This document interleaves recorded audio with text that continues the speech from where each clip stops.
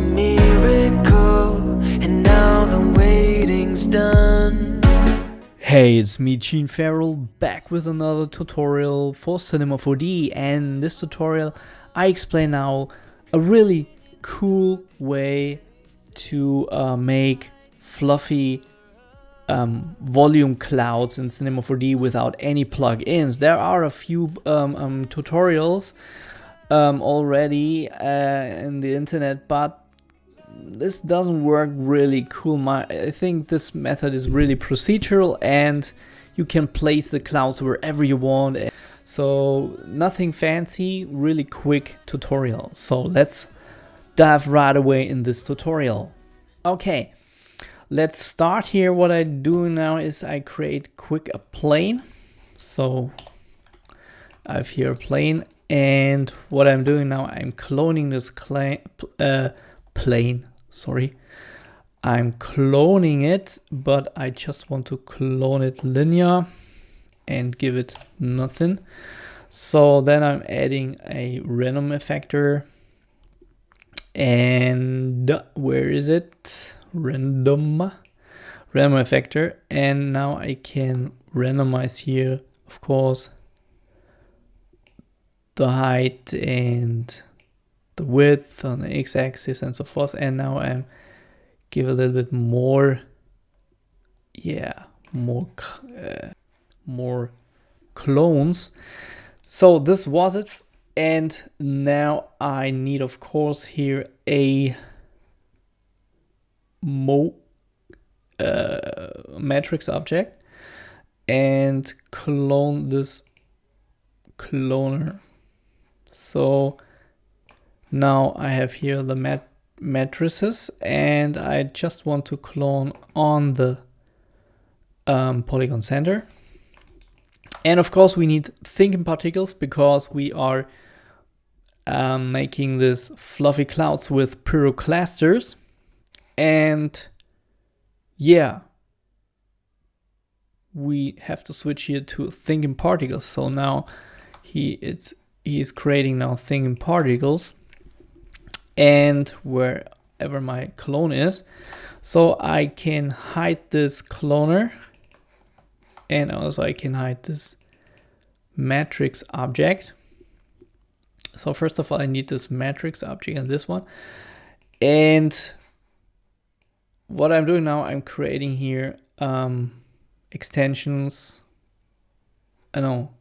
materials here, Pyrocluster material, and I'm creating here a Pyrocluster volume tracer. Now I create here environment object and put the volume tracer on the environment because it's real volume.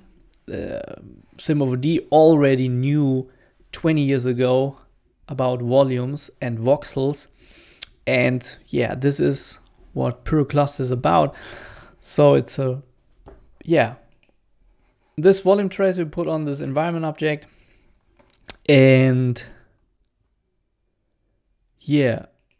pretty change here setting to user and crank this world size level up because this is a kind of voxel size, but it's pretty, we don't need this extreme rendering. We can crank this to 60 or something, and then it's rendering really fast.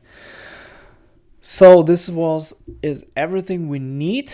Then we need, of course, a thinking particle geometry to give. Then we give this Pyrocluster our thinking particle geometry, and that's it pretty much.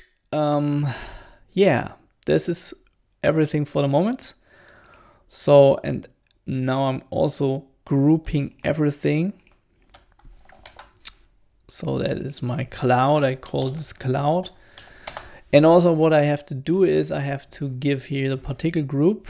I have it here, thinking particles. If you will not have it here, there, go into simulate thinking particles and so forth, and drag this all group inside of this thinking particles geometry, and then also into this matrix object. So now we have set up everything we need for our cloud. Then, of course, we want to visualize our cloud first. So open Pyrocluster shader. This is a pretty amazing shader. And go to shape first and set here preview. So now we can see our Pyroclusters. So we crank the size up so that they are intersecting. So the less Pyroclusters, the faster it renders. And when I'm now hit render, it looks like that. So we have our first cloud, but it looks a little bit flat for the moment. Of course, flat, yeah. And what we do now, we set up here a few, and also what I'm doing now is create a light source for later that I can see. Yeah, I want to illuminate this. At the moment we can't see anything because it's not reacting to the light. And first of all, the settings here, we have also a preview window, so we can visualize here pretty fast how our cloud is looking like. At the moment, you can see when I'm going over time here with my slider. So here are the edge effects are enabled. So we turn off this edge effects because we just want static clouds. So at the moment they are too big, so it can make the size a little smaller. And yeah, it looks pretty flat. So here in the volume setting doesn't have so much impact. It makes a little bit, you see, crispy, more crispy. So I have to go down with my density because I don't want this kind of cloud. But the density has much impact, so I get this typical cloud effect. So a little bit of transparency, and you can see here we have already this this turbulence going on. So this is a good default setting when you open Pyroclusters. But you can turn this volume, as you can see here, yeah, get a little bit more structure here. But I'm pretty happy with this fluffy look. This luminance here is a kind of luminance, luminosity. So at the moment we don't need that. What's important maybe is this color ramp here, so we can determine our look of our cloud. So maybe I give here a black color and here a white color. As you can see here, it's fading from the center, a kind of multiply effect. So we can give it a little bit of more depth here. And here I can, it's a kind of color ramp, so we can shrink this a little bit down or something. So when I hit render, it looks much better. So we have now a little bit of black going on here. And in the center, or we invert this. Yeah, now much better here. When I turn on this physical sky for a moment, just to see what is going on here. Yeah, let's give it a little bit of tint, the cloud, a little bit of tint, and so forth. So let's turn this off for a moment. I'm pretty happy with that for a moment. I don't like this. I like more this fluffy look here. But now, as you can see, it looks a little bit too uniformly, or yes. So every cloud, every Pyrocluster cloud has the same size. So now how can we control this in a kind of procedural way? So we go to this because the edge effects are disabled. We go to the distance tab and use this distance tab because it has also a color ramp for the radius. So you turn this on. We hit render, you see clouds disappearing in a kind of way. So I think, so we have overall shape is 652. So we should go with the same values here pretty much. So now we get back our original cloud again. Yeah, make this a little bit more. So now we have our official cloud shape back. So now we have here color ramp. So this is a black and white. So if it is black, you see the color, the clouds are getting, yeah, smaller. What I came up is simply make here a color ramp. Simply use here maybe, and here you add a white color. You can also go over 100%, but this is not recommendable. So let's let it at 100. As you can see now, we have here a kind of procedural. Yeah, one cloud's a little bigger, the other one not, and so forth. So we can steer this a little bit with our color ramp also on the other side here.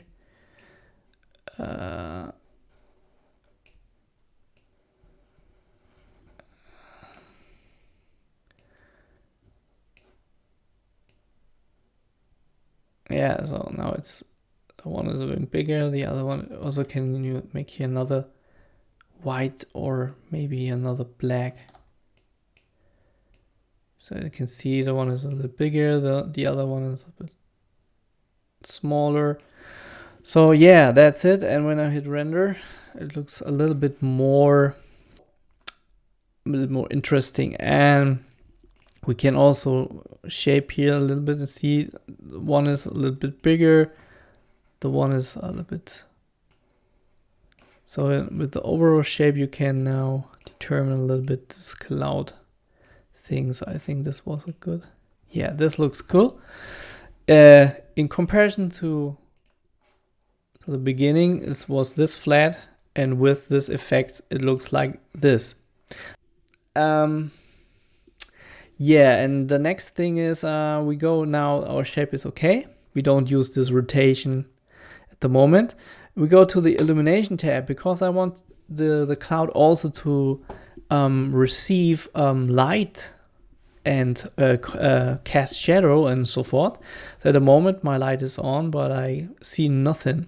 First of all, I create here a floor object, and because we grouped this cloud, I can also put the cloud above the floor. I have to, yeah, go refresh this. As you can see, nothing happens. Let's go in this view. Nothing special happens here. And let's drag our light behind a little bit. Maybe from this side. A little bit too less density. We can crank this density a little bit up here, so I can see our cloud better.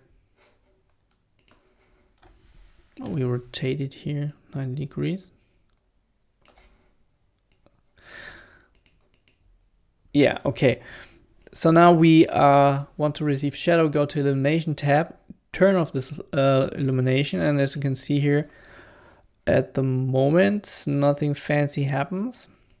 So also our light needs a shadow.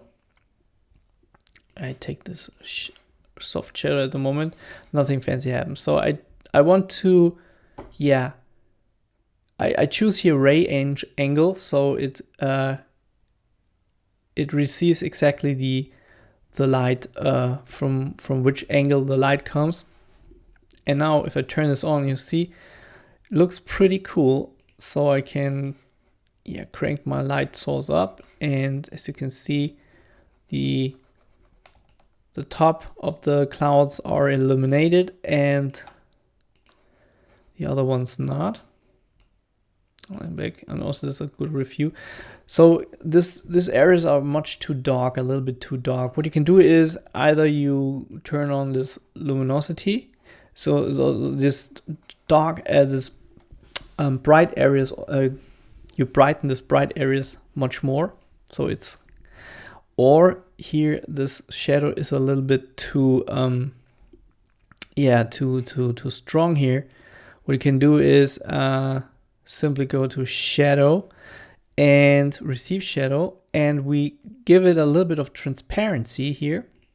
So we can enlighten a little bit this, light up this a little bit, brighten this shadow. First of all, we also want to cast shadow. So when I turn this on, you can see here, it takes a lot of render time. It renders pretty a performance killer. It takes so much time to render. So we abort this and go to our volume tracer here and crank this up here, this shadow map size, step size. So this is the shadow map size, so to say, the samples. So we crank this up to 200. This doesn't have much impact to our quality of our shadow, but we end up with much better render times. So now when I'm now hitting render, as you can see, it instantly renders and we get shadows here. So these shadows you can determine either here with this density of the shadow, or so these are being too black, or with this transparency. So the cloud is getting transparent, and so the shadow, as you can see. But if you crank this too much up, so the cloud is disappearing, I think. Oh no, it's not. Okay, we can use this parameter here. Looks pretty cool. Shadows from the clouds. And also here, this values here. Also cool is this ambient filter. This is a kind of ambient light. Maybe you have a blue sky from the top, and you give it a slight bluish color here. So the cloud is also receiving this blue color here. So it's a little bit too bright for my taste. Introduce here the strength of the light source. Yeah, and we also can activate self shadows, but this is is also a performance killer when we working with physical skylater. The other options you have to read in the manual. I don't know exactly what is this darken opacity. You can also darken a little bit. You can see it darkens the cloud a little bit. Yeah, that's pretty much here in this settings here for the self shadow. I'm pretty happy with that. And okay, we turn this a little bit back. Okay, maybe give it a little bit orange colors here, so like this. Yeah, it looks much better. So in this noise tab, let it at turbulence. We have here a few noises here, gaseous. So give it a different look here. This looks also very cool. So I take this turbulence back. This regularity simply says how regular your cloud's looking, your noise. So regular, not regular. You can see it gets a little bit more structure. And the grow radius, I don't know exactly what it is. The scale is the noise scale, so the smaller it is, the crispier the smaller, and this is much unrealistic. You see this looks like not very realistic. So I think 600 is good. The peak blend, you can blend out the bright areas and you can stand it a little bit out here. So the cloud disappears. But it's also a cool method. And this detail is a kind of octave, so more details and less details, more fluffy look. And of course, clouds are moving a little bit. Yeah, so this phase parameter is pretty important for that. Go to press animate and maybe go less frame and crank this up, and somehow the cloud is moving. Render it, first frame, and now go to last frame and render it. As you can see now, the cloud is moving. So the noise of the cloud, pretty good. You can lose color ramp, but this is not so. This is for different looks also as well. You also can use this thing. But yeah, you can use this color ramp here. It's a kind of black body thing here. Yeah, and also with the other, you can also determine a little bit the look, fluffy, more detailed or something. Yo, this is a pretty cool cloud, and I'm happy now with this settings, and now I want to create more clouds.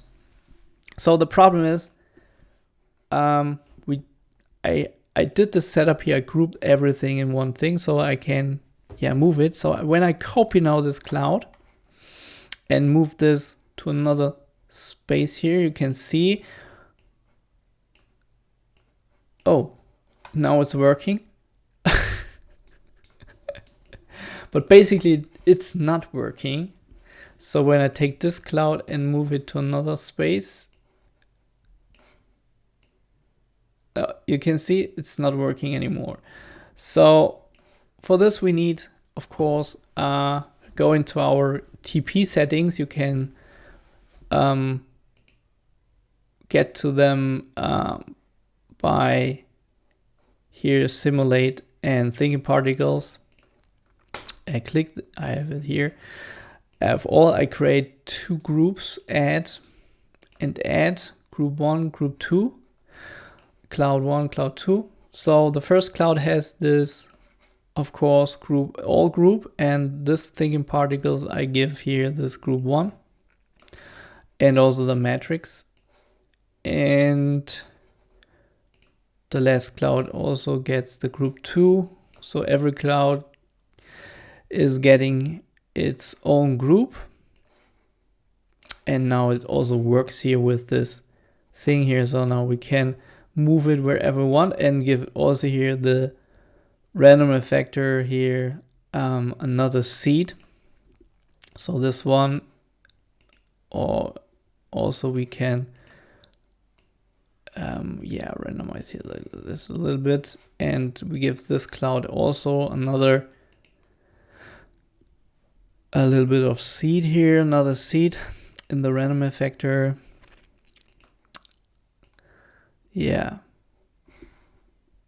and maybe more clones as well, so we can give it also more clones, and yeah, stretch it a little bit more out with the random effector.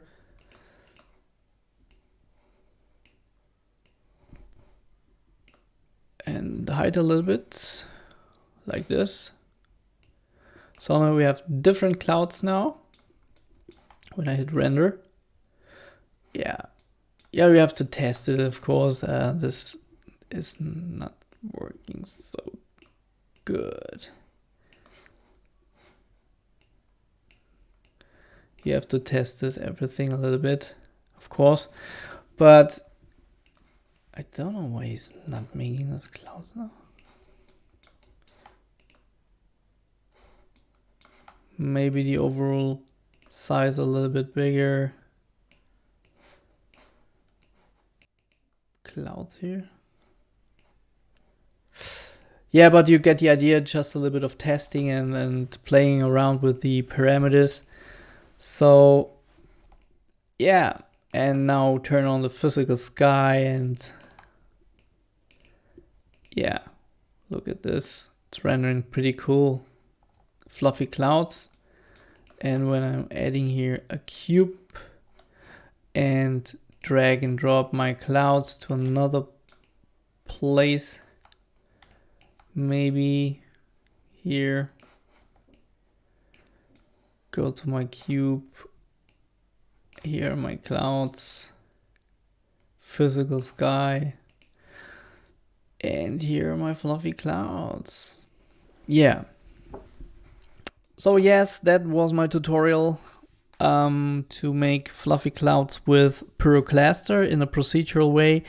It's pretty cool and it's working, and maybe I use this, yeah, also in my future projects. Like me, subscribe me, whatever. Thanks for watching and goodbye. Love the way you love me, need the things you do.